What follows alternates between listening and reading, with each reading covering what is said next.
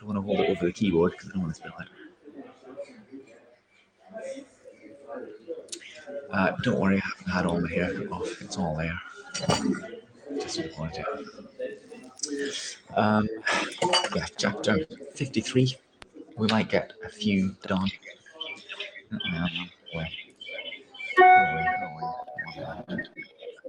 Hang on. Close. There we go. Right. Let's tidy up the table a little bit. Right. So welcome everybody. Welcome. Moby Dick. So this chapter. So it's not 53. It's 57. 57. I'll have to change that title. Can I change the title here? Well, if you can do. Can I change the title? I think I can somehow. Comments, settings, yes, edit, chapter 57, onwards, here we go, right, shambles, right, chapter 57, of whales in paint, in teeth, in wood, in sheet iron, in stone, in mountains, in stars. So last week we were looking at different literary depictions of whales and different how they're shown in books. Always go pink, aren't you? So chapter 57 of whales in paint, in teeth, in wood, in sheet iron, in stone, in mountains, in stars. On Tower Hill, as you go down to the London docks, you may have seen a crippled beggar, or kedger, as the sailors say, holding a painted board before him, representing the tragic scene in which he lost his leg. There are 3 whales and 3 boats, and one of the boats, presumed to contain the missing leg in all its original integrity, is being crunched by the jaws of the foremost whale. Any time these 10 years, they tell me, as that man held up that picture and exhibited that stump to an incredulous world, but the time of his justification has now come. His 3 whales are as good whales as ever were published in Wapping, at any rate, and his stump as unquestionable a stump as any you will find in the western clearings. But, though forever mounted on that stump, never a stump speech does the poor whaleman make, but with downcast eyes stands ruefully contemplating his own amputation. Throughout the Pacific, and also in Nantucket, and New Bedford, and Sag Harbor, you will come across lively sketches of whales and whaling scenes, graven by the fishermen themselves on sperm whale teeth or ladies' busks wrought out of the right whalebone, and other like skirmishander articles, as the whalemen call the numerous little ingenious contrivances they elaborately carve out of their rough material in the hours of ocean leisure. Should I bring it a little bit down like that? Not that far. That's better. This is leisure. Where are we? Leisure. Where did I get to? Yes, some of them have little boxes of dentistical-looking implements, specially intended for the skirmishandering business.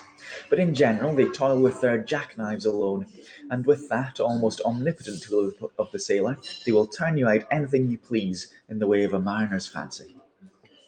Long exile from Christendom and civilization inevitably restores a man to that condition in which God placed him, i.e. what is called savagery. Your true whale hunter is as much a savage as an Iroquois. I myself am a savage, owning no allegiance to him but to the king of the cannibals, and ready at any moment to rebel against him. Now, one of the peculiar characteristics of the savage in his domestic hours is his wonderful patience of industry. Ancient Hawaiian war club or spear paddle, in its full multiplicity and elaboration of carving, a little J opera, is a great trophy of human perseverance as a Latin lexicon. For with but a bit of broken seashell or a shark's tooth, that miraculous intricacy of wooden network has been achieved, and it has cost steady years of steady application. As with the Hawaiian savage, so with the white sailor savage. With the same marvellous patience and with the same single shark's tooth of his one poor jackknife, he will carve you a bit of bone sculpture, not quite as workmanlike, but as close packed in its maziness of design as the Greek savage Achilles' shield, and full of barbaric spirit and suggestiveness as the prince of that old fine Dutch savage Albrecht Dürer. It says Albert Dürer, but I think it's Albrecht, isn't it? Wooden whales, or whales cut in profile out of the small dark slabs of the noble South Sea warwood, are frequently met with in the forecastles of American whalers. Some of them are done with much accuracy. At some old gable-roofed country houses you will see brass whales hung by the tail for knockers to the roadside door. When the porter is sleepy, the anvil-headed whale would be best. But those knocking whales are seldom remarkable as faithful essays. Oh, right. That was an email from the brewery there saying my order's ready. But these knocking whales are seldom remarkable as faithful essays. On the spires of some old-fashioned churches you will see sheet iron whales placed there for weathercocks. But they are so elevated, and besides that they are to all intents and purposes so labelled with hands off, you cannot examine them closely enough to decide upon their merit. In bony, ribby regions of the earth, where at the base of high broken cliffs masses of rocks lie strewn in fantastic groupings upon the plain, you will often discover images as of the petrified forms of the Leviathan, partly merged in grass, which of a windy day breaks against them in surf of green surges. Then again, in mountainous countries, where the traveller is continually girdled by amphitheatrical heights, here and there, from some lucky point of view, you will catch passing glimpses of the profiles of whales defined along the undulating ridges. But you must be a thorough whaleman to see these sights, and not only that, but if you wish to return to such a sight again, you must be sure and take exact intersecting latitude and longitude of your first standpoint.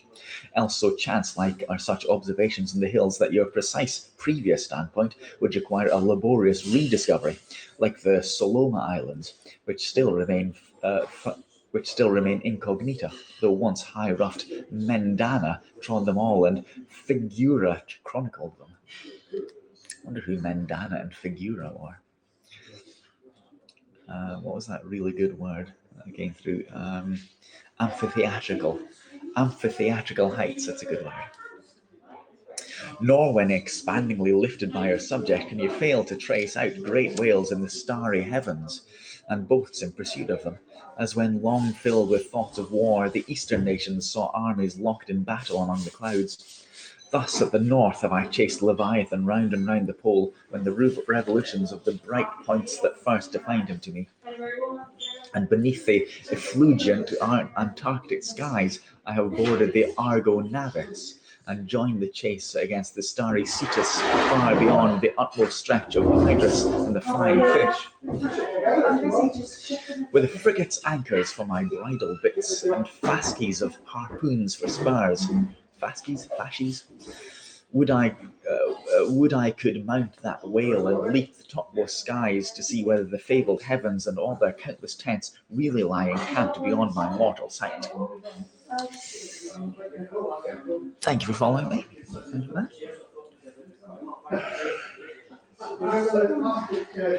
So he talks of the effulgent Antarctic skies. What does that mean? Effulgent.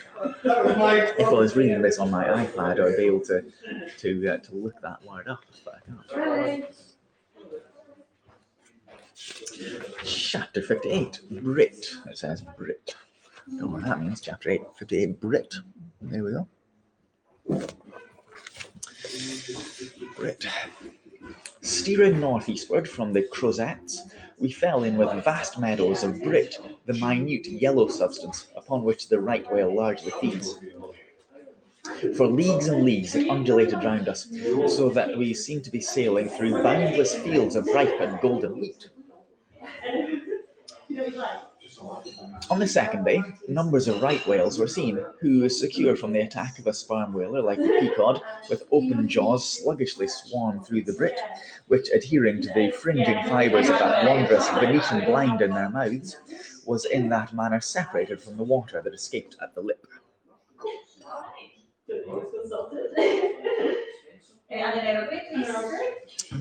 Hello, welcome. It's a bit dull here. I guess it is. As morning moors, who side by side slowly and seethingly advance their sides through the long wet grass of marshy meads, even so these monsters swam, making a strange grassy cutting sound and leaving behind them endless swathes of blue upon the yellow sea. That's a beautiful little paragraph, isn't it? That's beautiful. Thank you for the award there. Appreciate that. So I'll read that again. That's beautiful. As morning moors who side by side slowly and seethingly advance their sides through the long wet grass of marshy meads, even so these monsters swarm, making a strange grassy cutting sound and leaving behind them endless swathes of blue upon the yellow sea.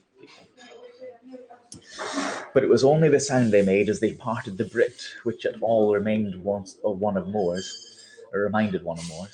Seen from the mastheads, especially when they paused and were stationary for a while, their vast black forms looked more like lifeless masses of rock than anything else. And as in the great hunting countries of India, the stranger at a distance will sometimes pass on the plains recumbent elephants without knowing them to be such, taking them for bare, blackened elevations of the soil. Even so, often with him who for the first time beholds the species of the leviathans of the sea, and even when recognized at last, their immense magnitude renders it very hard to really believe that such bulky masses of overgrowth can possibly instinct in all parts with the same sort of life that lives in a dog or a horse. Indeed, in other respects, you can hardly regard any creatures of the deep with the same feelings that you do for those of the shore. For though some old naturalists have maintained that all creatures of the land are of their kind in the sea, and though taking a broad general view of the thing, this may very well be, yet coming to specialities where, for example, does the ocean furnish any fish that in disposition answers to the sagacious kindness of the dog? The accursed shark alone can in any generic respect be said to bear comparative analogy to him. Thank you, Hannah. Stop wearing the cap. I like the hat. I like the cap. But thank you.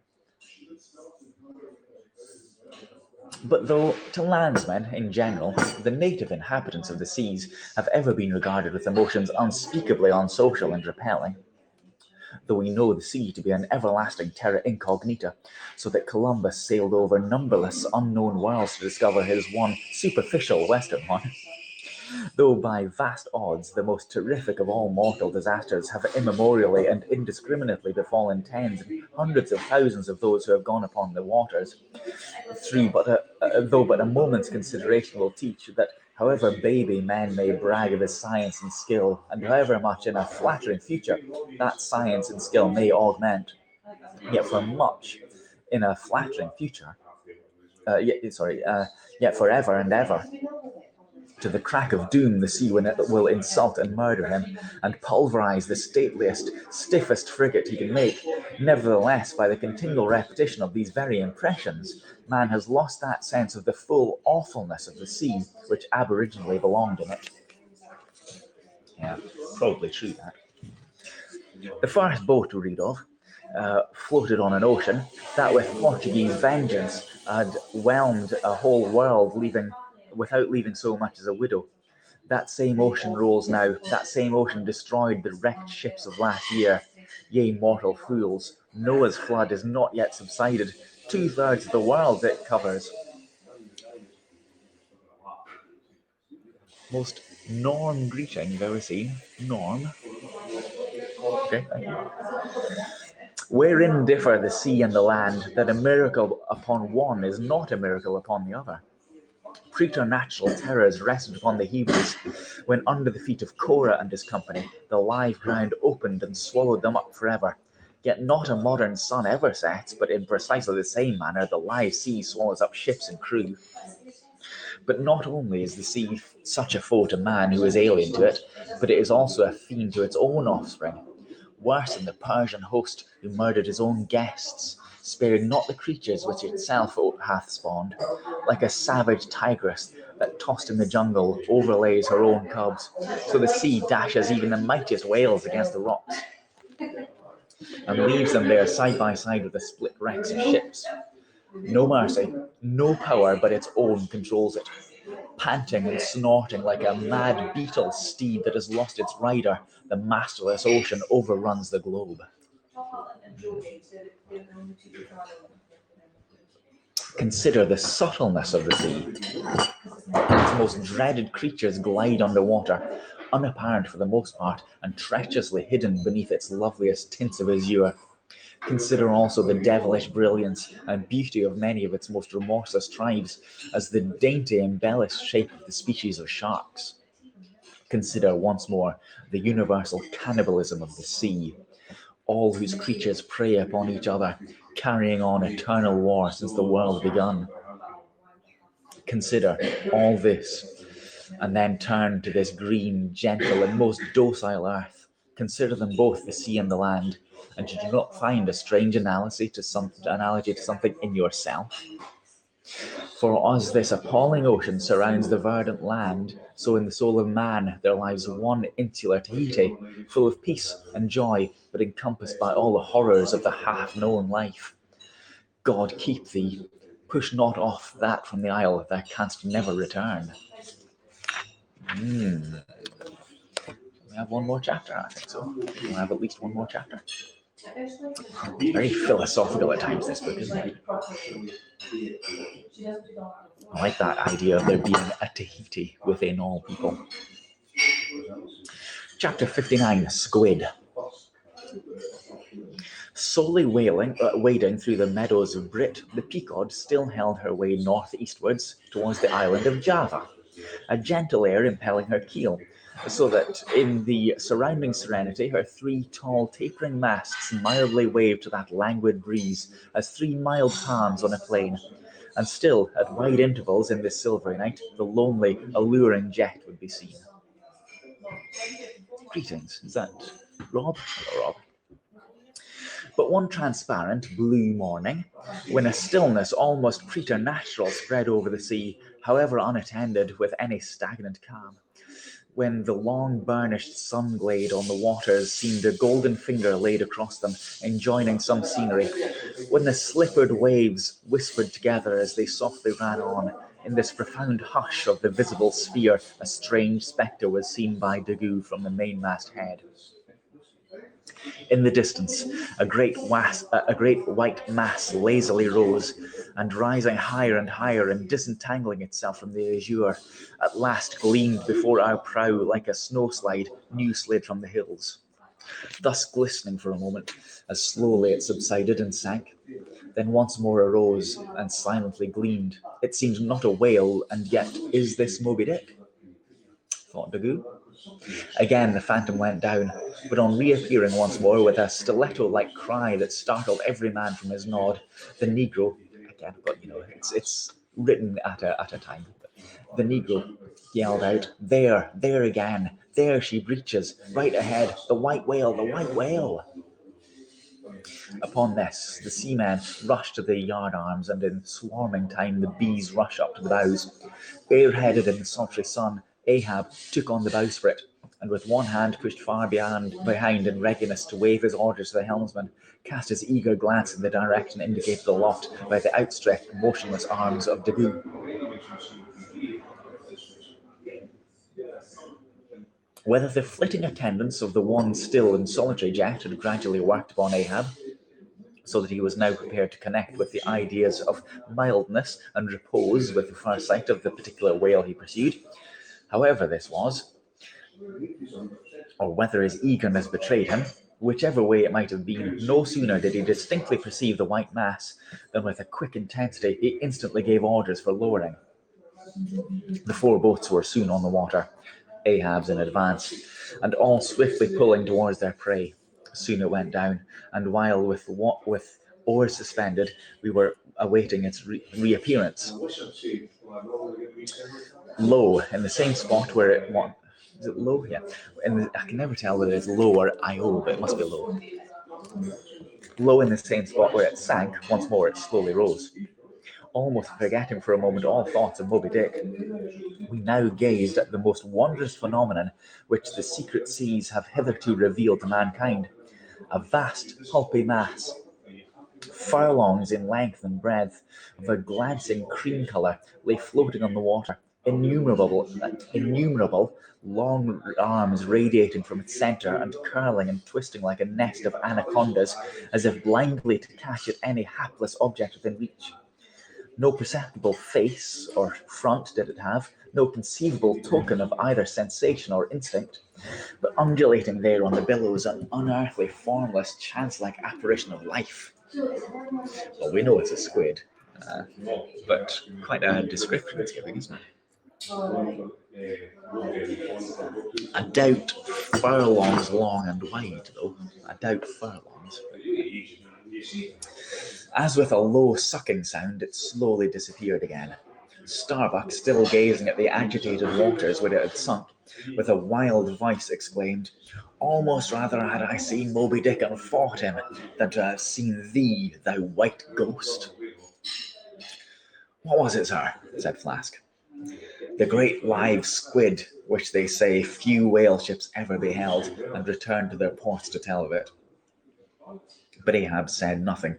Turning his boat, he sailed back to the vessel, the rest as silently following.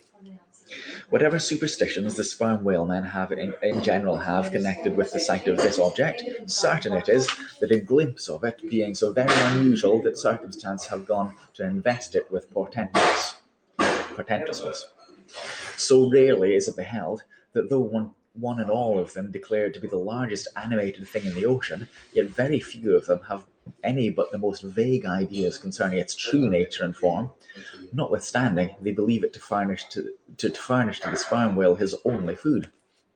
For though other species of whales find their food above water, and may be seen by man in the act of feeding, the spermaceti whales obtains his whole food in unknown zones below the surface, and only by inference is it that one can tell what precisely that food consists. At times, when closely pursued, he will disgorge what are supposed to be the detached arms of the squid, some of them thus exhibited exceeding 20 and 30 feet in length.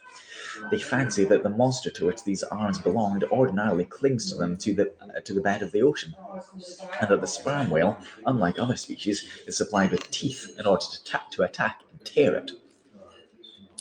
There seems some ground to imagine that the great kraken of Bishop Pontopodon may ultimately resolve itself into squid. The manner in which the bishop describes it as alternately rising and sinking, with some other particulars he narrates, in all this the two correspond, but much abatement is necessary with respect to the incredible bulk he assigns it. But some naturalists, who have vaguely heard rumours of the mysterious creature, have spoken of it is indeed included among the class of cuttlefish, to which indeed in certain external respects it would seem to belong, but only as the anak of the tribe. I don't know what that means.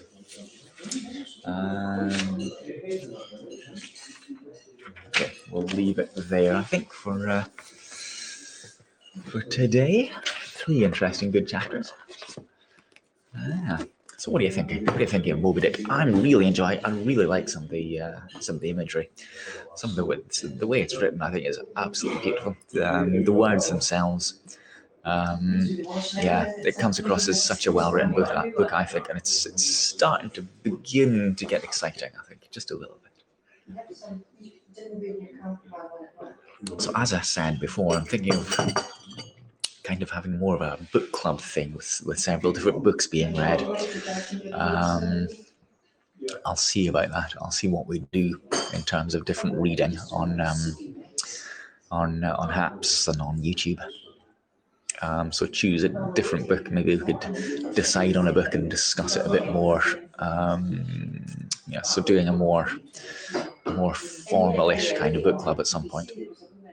But like I say, I am really enjoying Moby Dick. I think it's really good. Enjoying reading it. I hope you're enjoying listening to it. Let me know what you think. in the comments here.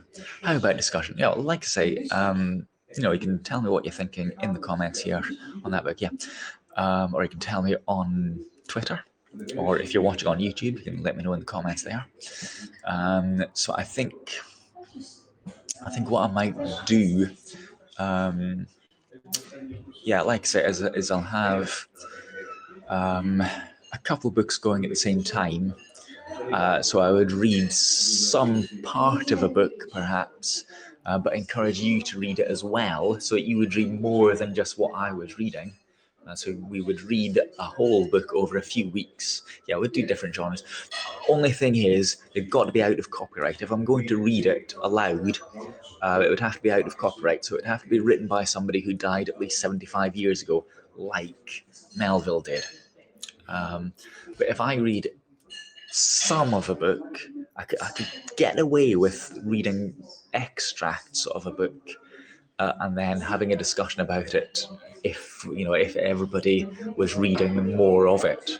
I might be able to get away with doing that if it was a new book, so I could read a few pages, and then we'll be able to discuss it a bit more. Yeah, I'll consider that. I will consider how I might do that. I might how we can get away with that, I think. And then have a discussion group once a week, perhaps, or once a fortnight, maybe, and a different kind of book each time. I'll consider that. Let me know if you're watching on replay here, Twitter, YouTube. Let me know what you think, and we'll discuss it another time. I think. We'll see how that goes. Right, well, it's about time for me to get off. So I'm in here every Thursday afternoon reading live Moby Dick at the moment, but I've read other things. You can go onto my YouTube and see the other books that I've read.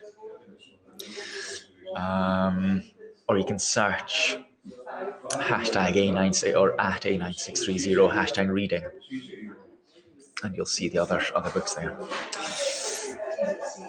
I will be doing my quiz, full box quiz tonight, 2 a.m. my time. So join me for that. It's a rollover, so if you watched last week's, you'll be able to see all the questions.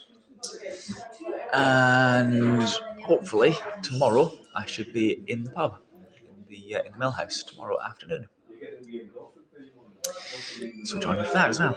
So I'll see you all tonight, tomorrow, next week, whenever. Thank you for watching. Thank you for the award as well, Grace L. And I'll see you next time. Have a nice Thursday, Friday, whatever it is where you are. Cheery bye, everyone. See you later. Have a nice Thursday. Bye.